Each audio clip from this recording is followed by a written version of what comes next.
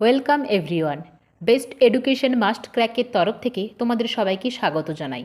এই চ্যানেল থেকে তোমরা প্রাইমারি টেটের প্রিপারেশন নিতে পারবে। এই চ্যানেলে সিলেবাস ওয়াইজ পড়ানো হয়। আজকে আমরা পড়াবো বাংলা পেডাগজি। বাংলা পেডাগজির অলরেডি 3টে চ্যাপ্টার আমরা কমপ্লিট করে ফেলেছি এবং তার এমসিকিউ সেশনও কমপ্লিট করে দিয়েছি। যে 3টে চ্যাপ্টার হয়ে গেছে সেগুলো তোমরা প্লে লিস্টে পাবে। আজকে আমরা চতুর্থ চ্যাপ্টার নিয়ে আলোচনা করব, যার নাম ভাষা শিক্ষণে ব্যাকরণের ভূমিকা। ইংরেজি হচ্ছে role of grammar in learning a language. তো চলো শুরু করা যাক। যেহেতু এখানে বলেছে ভাষা শিক্ষণে ব্যাকরণের ভূমিকা, তাই আমাদের প্রথমে জানতে হবে ব্যাকরণ জিনিসটা কী। ব্যাকরণ কথাটির অর্থ কী? ব্যাকরণ শব্দটির অর্থ হলো বিশেষভাবে বিশ্লেষণ। আমরা ব্যাকরণ কাকে বলবো? ব্যাকরণ হচ্ছে যার সাহায্যে ভাষার নিয়মকানুন ও গঠন প্রকৃতি জেনে শুদ্ধভাবে ভাষা যখন আমরা বলতে, পড়তে ও লিখতে পারি তাকেই বলবো ব্যাকরণ। অর্থাৎ ভাষার মধ্যে যে নিয়মকানুনগুলো আছে, ভাষার যে গঠন প্রকৃতি আছে, সেগুলো যখন আমরা জানতে পারবো, সেটাকে শুদ্ধভাবে কী করে ব্যবহার করতে হয় সেটা যখন আমরা জানতে পারবো, কীভাবে বলতে হয়, কীভাবে পড়তে হয়, কীভাবে লিখতে হয়, সেগুলো আমরা যখন জানতে পারবো তখন তাকে বলবো ব্যাকরণ। অর্থাৎ আমরা ব্যাকরণকে বলতেই পারি ভাষা শিক্ষার একটি সহায়ক উপাদান। তাহলে অনেকে এখানে বলবে যে ব্যাকরণ না জানলে কি আমি ভাষা বলতে পারবো না? একদমই তা নয়। ব্যাকরণ না জানলেও ভাষা বলতে পারবে, কিন্তু ব্যাকরণ না জানলে ভাষার যে নিয়মকানুন, ভাষার যে গঠন প্রকৃতি, সেটা কিভাবে শুদ্ধভাবে ব্যবহার করতে হয় সেটা তুমি জানতে পারবে না। যারা চিরাচরিত ধারার সমর্থক তারা বলছেন নাকি যে ব্যাকরণ হচ্ছে ভাষার একটি অবিচ্ছেদ্য অঙ্গ। অর্থাৎ ভাষা শিক্ষার সহায়ক উপাদান হচ্ছে ব্যাকরণ। যেহেতু ব্যাকরণ জানলে আমরা ভাষার নিয়মকানুন জানতে পারবো, ভাষার গঠন প্রকৃতি জানতে পারবো, শুদ্ধভাবে বলতে পারবো, তাই এই ব্যাকরণকে বলা হচ্ছে ভাষার মেরুদণ্ড বা ভাষার আইন। এটা একটা ভীষণ ইম্পর্টেন্ট কোশ্চেন যে ভাষার মেরুদণ্ড কাকে বলা হয় বা ভাষার আইন কাকে বলা হয়। ভাষার মেরুদণ্ড বা ভাষার আইন বলা হয় ব্যাকরণকে। চলো নেক্সট পার্টে আমরা মুভ করব। ব্যাকরণের 4টি অংশ রয়েছে। ব্যাকরণের কটি অংশ রয়েছে? 4টি অংশ রয়েছে। সেই 4টি অংশ শুধুমাত্র তোমাদের যে বাংলা পেডাগজিতেই কাজে লাগে তা নয়, ইংলিশ পেডাগজিতেও সমানভাবে কাজে লাগে। তাই আমরা বাংলা টার্মগুলোর পাশাপাশি ইংরেজিগুলো খুব ভালোভাবে পড়ব, যাতে তোমাদের ইংরেজিতে অসুবিধা না হয়। তো চলো শুরু করা যাক। প্রথমে আছে ধ্বনিতত্ত্ব। ধ্বনিতত্ত্বের ইংলিশ কি? ধ্বনিতত্ত্বের ইংলিশ হচ্ছে ফোনোলজি। ফোন কথাটার মাধ্যমেই তোমরা বুঝতে পারছো, ফোনের সাহায্যে আমরা কথা বলি, মানে আমরা উচ্চারণের সঙ্গে একটা রিলেটেড পাচ্ছ, কথা বলার সাথে একটা রিলেটেড পাচ্ছ। এমনিতে ধ্বনি কাকে বলে? ধ্বনি হচ্ছে আমাদের উচ্চারিত যে কোনো মুখের যে কোনো আওয়াজকে আমরা ধ্বনি বলতে পারি। অর্থাৎ আমাদের মুখ দিয়ে উচ্চারিত যে কোনো আওয়াজই ধ্বনি। অর্থাৎ ধ্বনিতত্ত্বে বাংলা শব্দ ও বাক্যের উচ্চারণের উপর জোর দেওয়া হয়। ধ্বনিতত্ত্ব কাকে বলে? ধ্বনিতত্ত্ব হচ্ছে কেমন করে বাংলা শব্দ ও বাক্য উচ্চারণ করতে হয় সেটাকে বলে ধ্বনিতত্ত্ব। মানে যার সাহায্যে আমরা জানতে পারি বাংলা শব্দ ও বাক্য কিভাবে উচ্চারণ করতে হয়। এখানে উচ্চারণের উপর জোর দেওয়া হচ্ছে। এটাই কিন্তু ভাষার ক্ষুদ্রতম অংশ। সবথেকে স্মলেস্ট ইউনিট যদি জিজ্ঞাসা করা হয় কি, তাহলে সেটা হচ্ছে ধ্বনি। ভাষার সবথেকে ক্ষুদ্রতম অংশ কি? সেটা হচ্ছে ধ্বনি। এই গেল তোমাদের ধ্বনিতত্ত্ব। ধ্বনিতত্ত্বে তাহলে কী হচ্ছে? ধ্বনিতত্ত্বেতে হচ্ছে উচ্চারণের ওপর জোর দেওয়া হচ্ছে। এরপর আমরা দেখব শব্দতত্ত্ব বা রূপতত্ত্ব, যার ইংরেজি মরফোলজি। দুটো দিয়েই কোশ্চেন আসে, কখনো জিজ্ঞাসা করে শব্দতত্ত্ব, কখনো জিজ্ঞাসা করে রূপতত্ত্ব। এটার মানে কি? শব্দতত্ত্ব হচ্ছে যখন শব্দের ওপর জোর দেওয়া হচ্ছে, যখন শব্দ তৈরির ওপর জোর দেওয়া হচ্ছে, তখন বলা হচ্ছে শব্দতত্ত্ব। এটাও ভাষার ক্ষুদ্রতম অংশ, কিন্তু এটা অর্থপূর্ণ ক্ষুদ্রতম অংশ। ধ্বনিতত্ত্বে আমরা কি দেখলাম? ধ্বনিতত্ত্বে দেখলাম শুধুমাত্র ক্ষুদ্রতম অংশ, আর এখানে অর্থপূর্ণ ক্ষুদ্রতম অংশ। কারণ কি? ধ্বনি কোনগুলো? ধ্বনি হচ্ছে ক, চ, ত, ব, এগুলো হচ্ছে ধ্বনি। এগুলোর কি কোনো মিনিং আছে? এগুলোর কি কোনো অর্থ আছে? তোমার কি এটা শুনে মনে হচ্ছে এটা একটা অর্থপূর্ণ শব্দ বা বাক্য? ক চ ত এগুলোর কোনো কিন্তু মানে নেই, এগুলো কিছুই হয় না। তাই এগুলোকে বলা হচ্ছে শুধুমাত্র ক্ষুদ্রতম অংশ। কিন্তু তুমি যখন একটা শব্দ বলছো, আমি খাচ্ছি বা যাচ্ছি, যে কোনো শব্দ, তার তো একটা অর্থপূর্ণ মিনিং রয়েছে। তাই শব্দতত্ত্বের ক্ষেত্রে বলা হচ্ছে অর্থপূর্ণ ক্ষুদ্রতম অংশ, আর ধ্বনিতত্ত্বের ক্ষেত্রে শুধুমাত্র ক্ষুদ্রতম অংশ বা স্মলেস্ট ইউনিট। এরপর আমরা পড়ব বাক্যতত্ত্ব বা সিনট্যাক্স। এই সিনট্যাক্স এবং সিমেন্টিক্স থেকে প্রচুর কোশ্চেন এসেছে সিটেটে। এখানটা একটু ভালো করে বুঝবে। বাক্যতত্ত্ব বা সিনট্যাক্স আমরা কাকে বলতে পারি? বাক্যতত্ত্ব হচ্ছে যখন বাক্যের গঠনের ওপর জোর দেওয়া হয়, বাক্যের স্ট্রাকচারের ওপর। যেমন ধরো ইংরেজির ক্ষেত্রে যদি বলি, সব থেকে প্রথমে থাকে সাবজেক্ট, তারপরেতে ভার্ব, তারপরেতে হচ্ছে অবজেক্ট। এটা হচ্ছে বাক্যের গঠন। বাক্যতত্ত্বে এই গঠনের ওপরেই জোর দেওয়া হয়। অর্থাৎ সিনট্যাক্সের কিসের ওপর জোর দেওয়া হয়? বাক্যের গঠনের ওপর বা সেন্টেন্সের গঠনের ওপর, সেন্টেন্সের স্ট্রাকচারের ওপর যখন জোর দেওয়া হয় তখন তাকে বলা হচ্ছে বাক্যতত্ত্ব বা সিনট্যাক্স। এটা খুব ভালো করে মনে রাখবে। সিনট্যাক্সে বাক্যের স্ট্রাকচার বা গঠনের ওপর জোর দেওয়া হয়। চতুর্থ আছে শব্দার্থ তত্ত্ব বা সিমেন্টিক্স। শব্দার্থ কথাটার মধ্যেই লুকিয়ে আছে শব্দের অর্থ বা বাক্যের অর্থ। যখন আমরা জানতে পারি কেমন করে বাংলা শব্দ ও বাক্যের অর্থ করতে হয়, তখন তাকে বলা হচ্ছে শব্দার্থ তত্ত্ব বা সিমেন্টিক্স। অর্থাৎ যে তত্ত্বেতে শব্দ ও বাক্যের অর্থ নিয়ে আলোচনা করা হয়, শব্দ ও বাক্যের মিনিং নিয়ে আলোচনা করা হয়, তখন তাকে বলা হচ্ছে শব্দার্থ তত্ত্ব। এই চারটেকে আমরা আরেকবার দেখে নেব। ধ্বনিতত্ত্ব বা ফোনোলজি কি? সেটাও শুধুমাত্র উচ্চারণ করতে শেখাই। এটা হচ্ছে ভাষার ক্ষুদ্রতম অংশ বা স্মলেস্ট ইউনিট। শব্দতত্ত্ব বা রূপতত্ত্ব বা মরফোলজিতে কি? এখানে বাংলা শব্দ তৈরির ওপর জোর দেওয়া হয়। এখানে হচ্ছে অর্থপূর্ণ ক্ষুদ্রতম অংশ। ভাষার অর্থপূর্ণ ক্ষুদ্রতম অংশ হচ্ছে শব্দতত্ত্ব বা রূপতত্ত্ব। বাক্যতত্ত্ব বা সিনট্যাক্সে বাক্যের গঠন বা বাক্যের স্ট্রাকচারের ওপর জোর দেওয়া হয়। আর শব্দার্থ তত্ত্বতে শব্দ বা বাক্যের অর্থের ওপর জোর দেওয়া হয়। এই হচ্ছে গেল তোমাদের ব্যাকরণের চারটি অংশ। এখান থেকে প্রচুর কোশ্চেন আসে। এরপর আমরা দেখব ব্যাকরণ শিখনের পদ্ধতি। ব্যাকরণ তো শিখতে হয়। ব্যাকরণ শিখনের পদ্ধতি রয়েছে দুটি। একটা হচ্ছে অবরোহী পদ্ধতি, আর একটা হচ্ছে আরোহী পদ্ধতি। অবরোহীর ইংরেজি নাম হচ্ছে ডিডাকটিভ মেথড, আর আরোহীর ইন্ডাকটিভ মেথড। অবরোহী পদ্ধতিটা কি? অবরোহী পদ্ধতি হচ্ছে যখন তুমি সূত্র থেকে উদাহরণের দিকে যাচ্ছ। মানে কিছু বাচ্চাকে তুমি যখন প্রথমেই একটা সূত্র বলে দিচ্ছ, আর সেই সূত্রটার থেকে যখন তুমি উদাহরণের দিকে যাচ্ছ, উদাহরণ বলছো, তখন বলা হচ্ছে অবরোহী পদ্ধতি। অর্থাৎ সাধারণ যে একটা সূত্র আছে বা জেনারেল যে একটা রুলস আছে, সেটা তুমি প্রথমে বলে দিচ্ছ বাচ্চাদের। তারপরে বিশেষ বা পার্টিকুলার যে এক্সাম্পলগুলো হয় ওই সূত্রটা থেকে, সেই দিকে তুমি যাচ্ছ। অর্থাৎ মেন ব্যাপার হচ্ছে সূত্র থেকে উদাহরণের দিকে যখন তুমি যাচ্ছ বা নিয়ম থেকে উদাহরণের দিকে যখন তুমি যাচ্ছ, তখন তাকে বলা হচ্ছে অবরোহী প্রক্রিয়া। আর আরোহী প্রক্রিয়ার ক্ষেত্রে কী হবে? ঠিক তার উল্টোটি। এখানে কি হয়? এখানে উদাহরণ থেকে সূত্রের দিকে যাচ্ছ। কিছু বাচ্চাকে সব থেকে প্রথমে তুমি কিছু উদাহরণ দিয়ে দিলে, সেই উদাহরণগুলো বাচ্চারা ভালো করে বুঝলো যে হ্যাঁ, বাস্তব জীবনের উদাহরণ এটা, তারা খুব ভালোভাবে বুঝে গেল। তো উদাহরণ থেকে যখন তুমি সূত্রের দিকে যাচ্ছ, তখন সেই পদ্ধতিটা হচ্ছে শ্রেষ্ঠ পদ্ধতি। এখান থেকে কোশ্চেন আসে, ব্যাকরণ শেখানোর জন্য সবথেকে শ্রেষ্ঠ পদ্ধতি কী?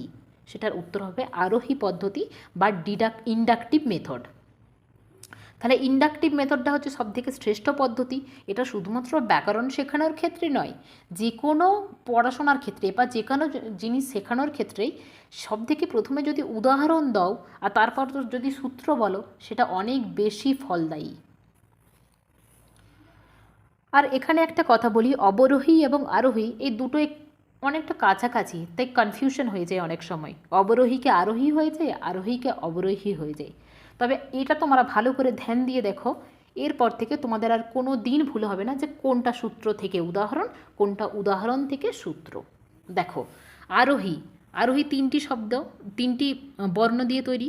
এটা হচ্ছে অবরোহী থেকে একটু কম হালকা, মানে অবরোহীটা একটু ভারী আর আরোহীটা একটু হালকা। তো আরোহী যেহেতু হালকা, সে কী হবে, সে তাড়াতাড়ি উপরে উঠতে পারবে। আর অবরোহী কি তাড়াতাড়ি উপরে উঠতে পারবে না, সে উপর থেকে নিচের দিকে ধপাস করে পড়ে যাবে। তাই হচ্ছে অবরোহীর ক্ষেত্রে মনে রাখবে সেটা হচ্ছে সূত্রের দিকে, উদাহরণের দিকে আসছে, ওপর থেকে নিচের দিক থেকে আসছে। এই তীরচিহ্নটা মনে রাখবে যে অবরোহীর ক্ষেত্রে ওপর থেকে নিচের দিকে, মানে আগে সূত্র থেকে নিচের দিকে যখন আসছি তখন হচ্ছে অবরোহী। আর আরোহীর ক্ষেত্রে কি, আরোহীর ক্ষেত্রে নিচ থেকে উপরের দিকে যাচ্ছে, মানে হচ্ছে উদাহরণ থেকে সূত্রের দিকে যাচ্ছে। এটা অনেক বেশি ফলদায়ী, যেটা হালকা সেটা অনেক বেশি ফলদায়ী। তাহলে অবরোহী পদ্ধতিতে তোমার সূত্র থেকে উদাহরণের দিকে যাচ্ছে, আর আরোহী পদ্ধতিতে উদাহরণ থেকে সূত্রের দিকে যাচ্ছে। এই গেল তোমাদের অবরোহী এবং আরোহী পদ্ধতি। তবে এই পদ্ধতিগুলোর কিছু সুবিধা রয়েছে এবং কিছু অসুবিধা রয়েছে। প্রথমে আমরা দেখব অবরোহী প্রক্রিয়ার সুবিধা কী। অবরোহী প্রক্রিয়া কি বলেছি, অবরোহী প্রক্রিয়া হচ্ছে যখন তুমি প্রথমে সূত্র বলছো তারপরে উদাহরণ বলছো, সেটা হচ্ছে অবরোহী প্রক্রিয়া। এর সুবিধা হচ্ছে সরাসরি তুমি বিষয়ে প্রবেশ করছো।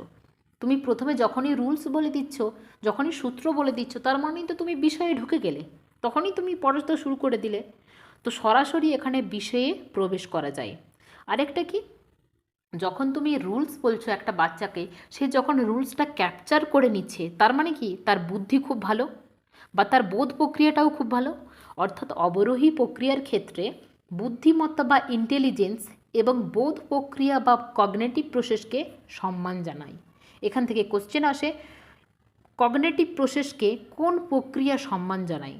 সেটা হচ্ছে অবরোহী প্রক্রিয়া কগনেটিভ প্রসেসকে সম্মান জানায় বা বুদ্ধিমত্তাকে সম্মান জানায়।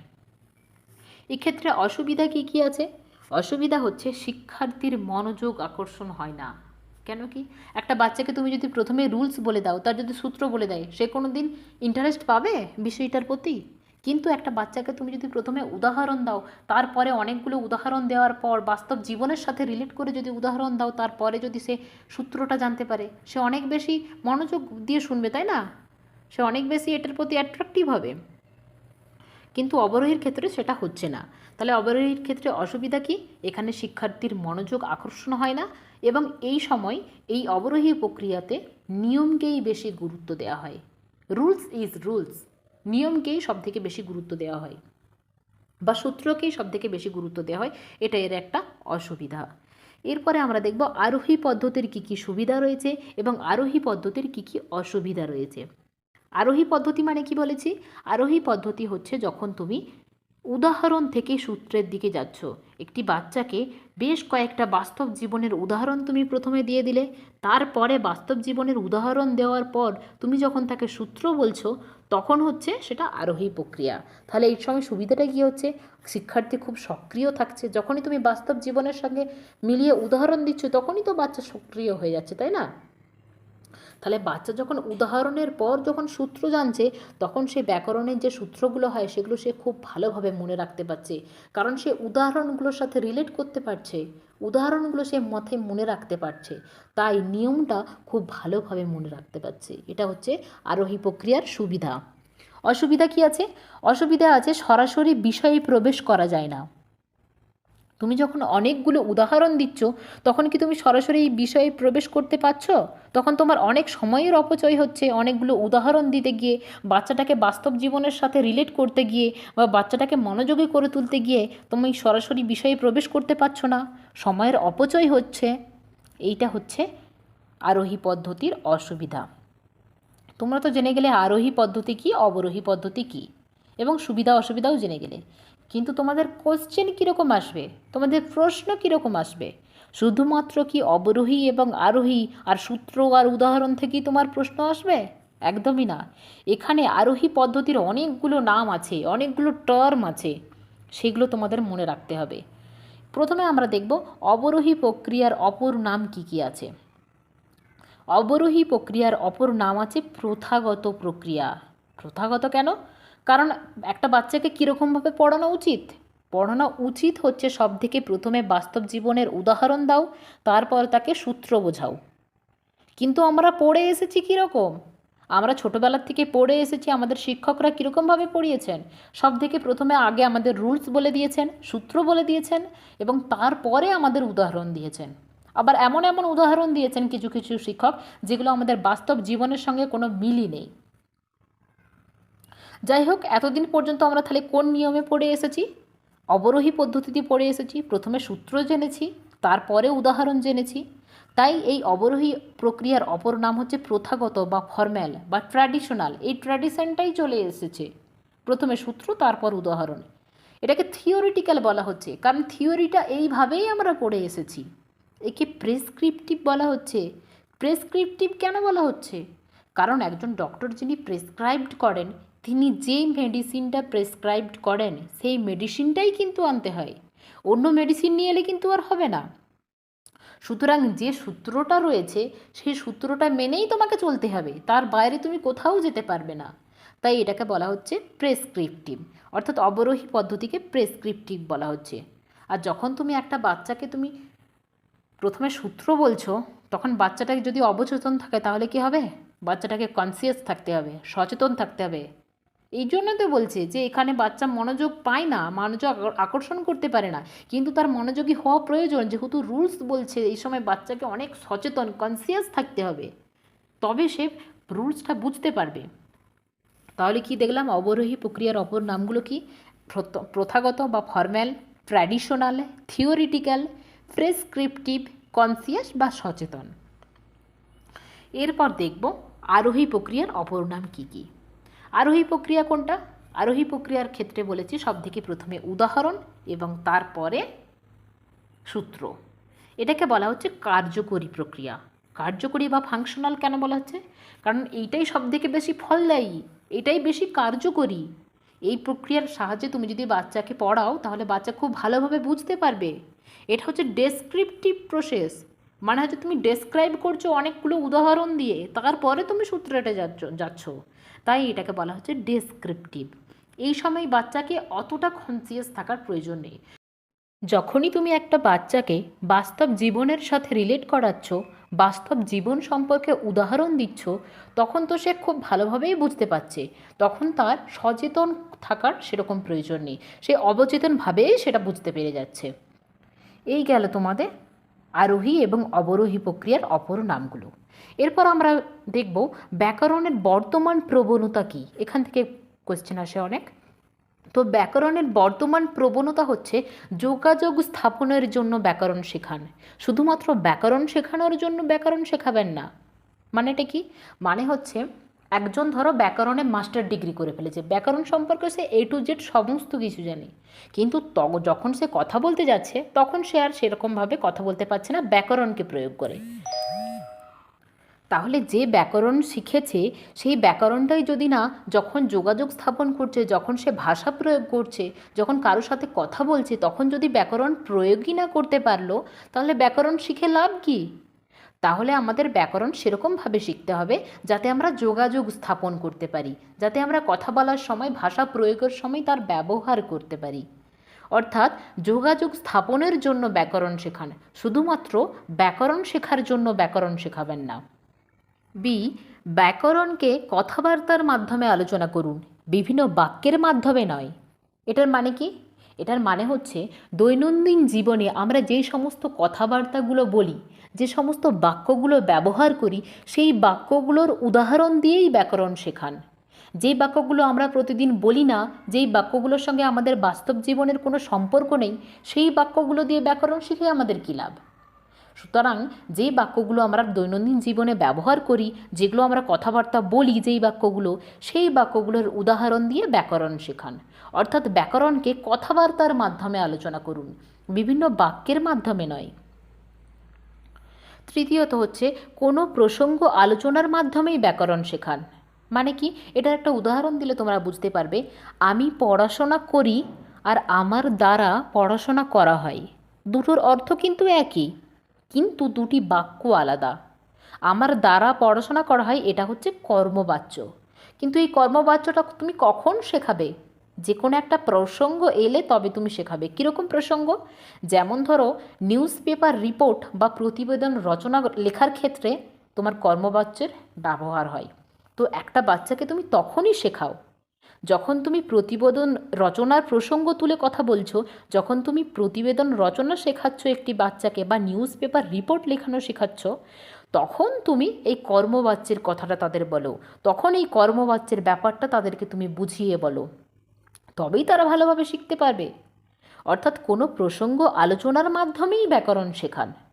ডিতে আছে আবিষ্কার কৌশল বা ডিসকভারি টেকনিক। এটা ভীষণ ইম্পর্টেন্ট, এখান থেকে প্রচুর কোশ্চেন এসেছে শিটেটে। এটা কি আবিষ্কার কৌশল বা ডিসকভারি টেকনিকটা কি?